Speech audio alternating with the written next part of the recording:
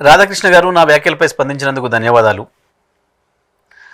భుజాలు తడుముకుని నేరాన్ని అంగీకరిస్తూ ముందుకు వచ్చినందుకు మరొకసారి ధన్యవాదాలు. కాకపోతే అది చాలా బేలగా ఉంది, చాలా గందరగోళంగా కూడా ఉంది. దొరికిపోయిన నేరస్తుడి తత్రపాటు అందులో కనిపిస్తుంది. ఎంత పెద్ద నేరస్తుడైనా పోలీసులకు దొరికినప్పుడు ఇలాగే గందరగోళానికి గురవుతాడు. తప్పు చేసిన వాడు ఒప్పుకొని తప్పు గుర్తించి సరి చేసుకుంటే బాగుంటుంది, కానీ దాన్ని సమర్థించుకోవడానికి చేసే ప్రయత్నం ఇంకా ఇంకా తప్పులు చేయిస్తుంది. ఇవాళ మీరు రాసిన రాతల్లో కూడా అది స్పష్టంగా కనబడుతుంది.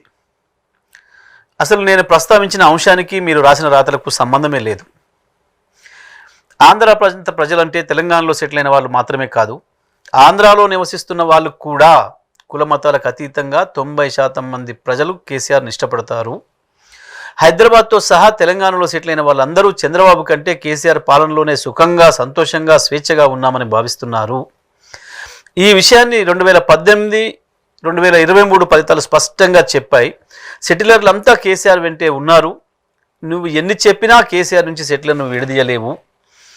2018 ఎన్నికల్లో కాంగ్రెస్తో పొత్తు పెట్టుకొని చంద్రబాబు కేసీఆర్ గారితో నేరుగా ఢీకొంటే చంద్రబాబును తిరస్కరించారు. కేసీఆర్ వెంటనే సెటిలర్లందరూ నిలబడ్డారు.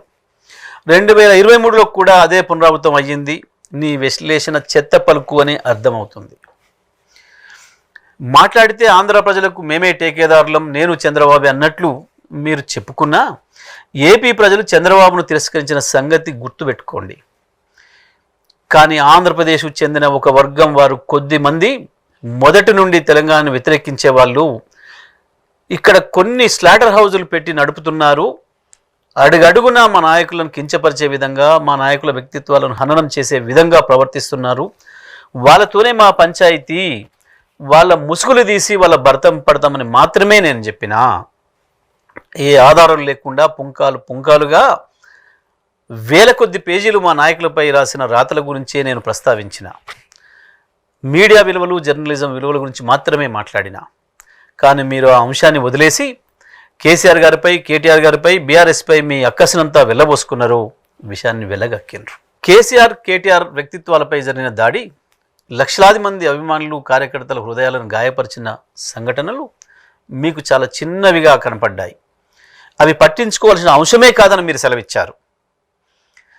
తన అభిమాన నాయకుల్ని, వారి వ్యక్తిత్వాన్ని హననం చేస్తే అభిమానులు, కార్యకర్తలు చేసిన చిన్న నిరసన మాత్రం మీకు చాలా పెద్దదిగా కనపడింది.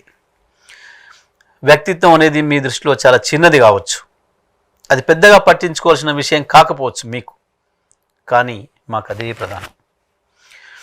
ఒక రాజకీయ పార్టీ విధి విధానాలపై, గెలుపోటములపై ఎవరైనా విశ్లేషించవచ్చు, కానీ ఆ సందర్భంగా బీఆర్ఎస్పై మీరు చేసిన విశ్లేషణ, మీరు ఉపయోగించిన భాష, వాడిన పదాలు జర్నలిజం పరిధులను దాటింది. మళ్ళీ మీ మాటల్లోనే చెప్పాలంటే, మీరు రాసిన రాతల్లోనే, మీరు రాసిన పదాలలోనే చెప్పాలంటే మీ బల్పును, అహంకారాన్ని తెలియజేస్తుంది.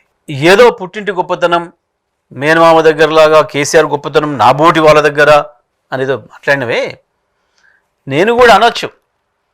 నీలాంటి బోడిగాడికి మా కేసీఆర్ గురించి చెప్పే అక్కర నాకు లేదు అని చెప్పి అనొచ్చు, కానీ నాకు సంస్కారం ఉంది.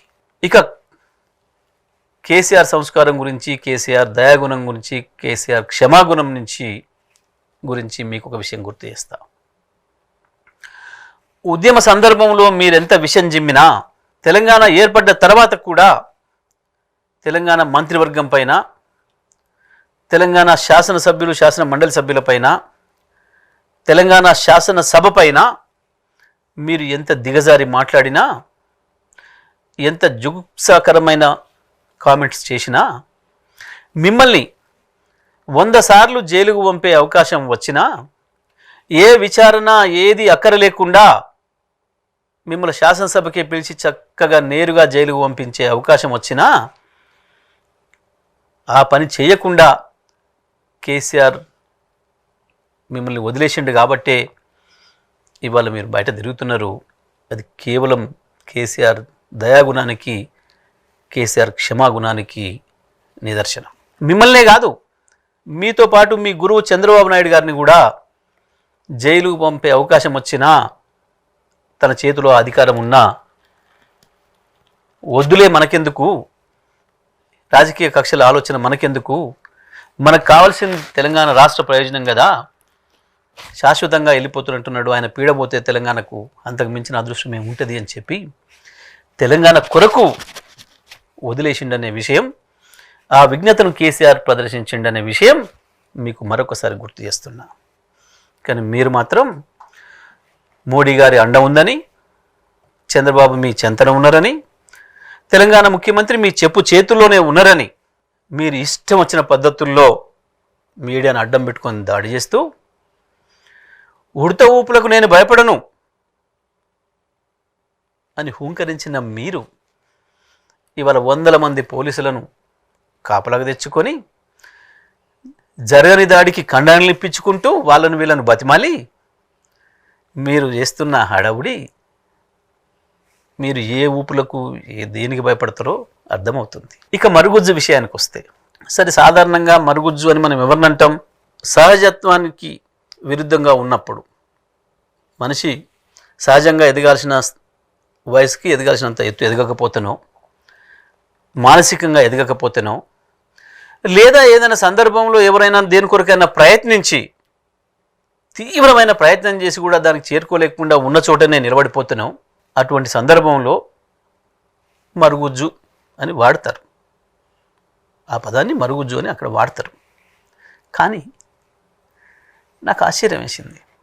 సరే, నేను మీకు తెలియకపోవడం అనేది మీ మరుగుజ్జుతనం తప్ప నా మరుగుజ్జుతనం కాదు. అది నేను ఎందుకు మీకు తెలియకపోవడం అనేది మీ మరుగుజ్జుతనం. మీరేందో నాకు బాగా తెలుసు అనువనువు.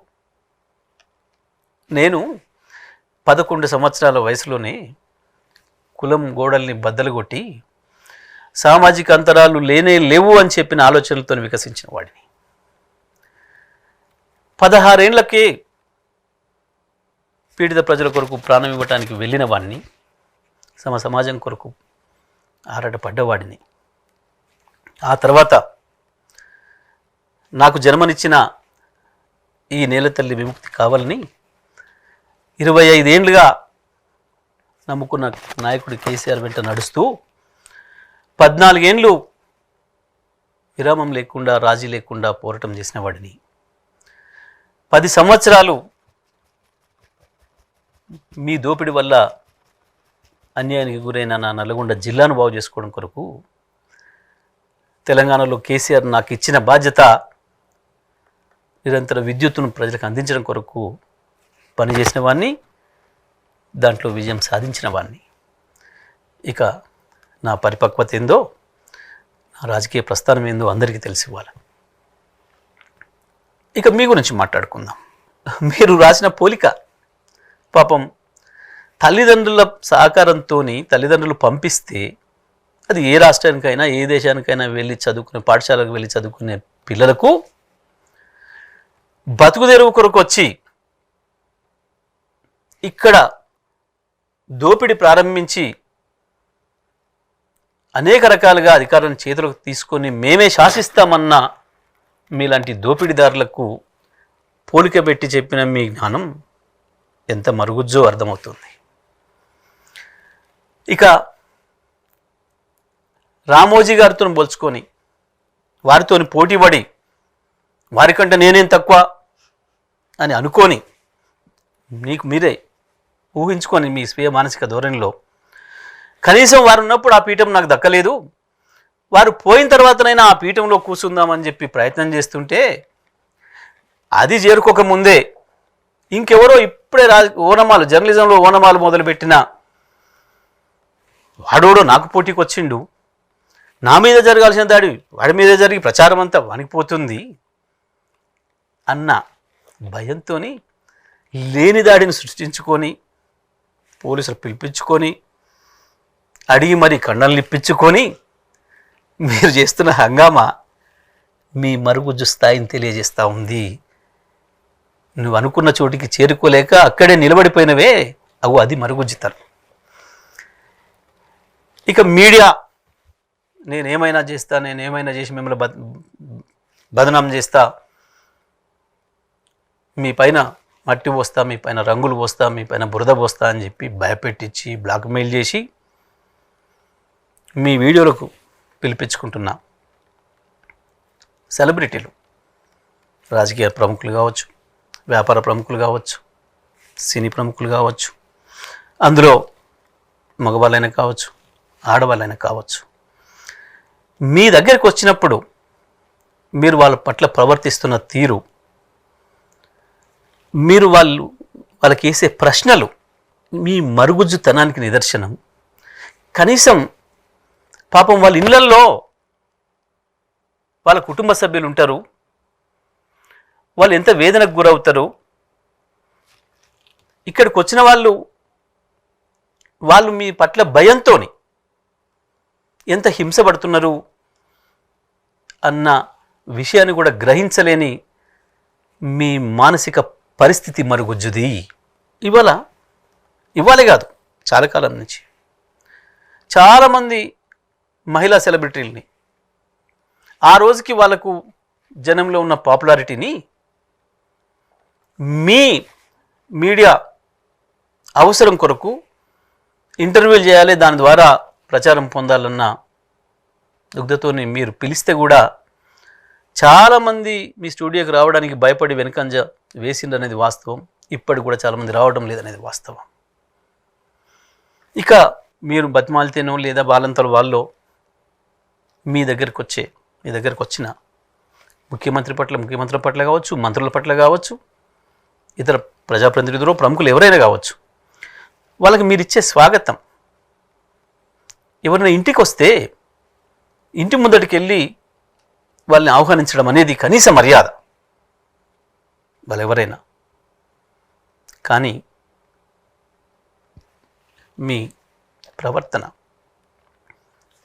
వాళ్ళ పట్ల మీ ప్రవర్తన, మీరు వాళ్ళకి ఇస్తున్న గౌరవం మీ కురచ సంస్కారానికి నిదర్శనం. దాన్నే మరుగుజ్జుతనం అంటారు. ఇంకా ఇవాళ ప్రపంచమంతా కులమతాల గోడల్ని బద్దలు కొట్టుకొని నాగరికత వైపు పోతుంది.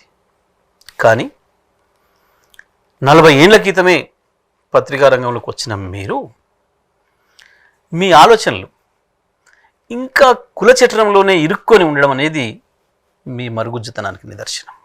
మీరు అంతకంటే ఎక్కువ ఎదగలేకపోయినారు, వాటి నుంచి బయట రాలేకపోయినారు, ఇంకా దాంట్లోనే పనిచేస్తున్నారు. నిజమే, మీ జాగీరా కదా మీరు అన్నది. మేము జాగీర్దారులం కాదు, మేము కాపలాదారులం అనే విషయాన్ని కేసీఆర్ గారు 100 సార్లు చెప్పారు. అవును, మేము తెలంగాణ తల్లి వాకిట జాగిలాలం.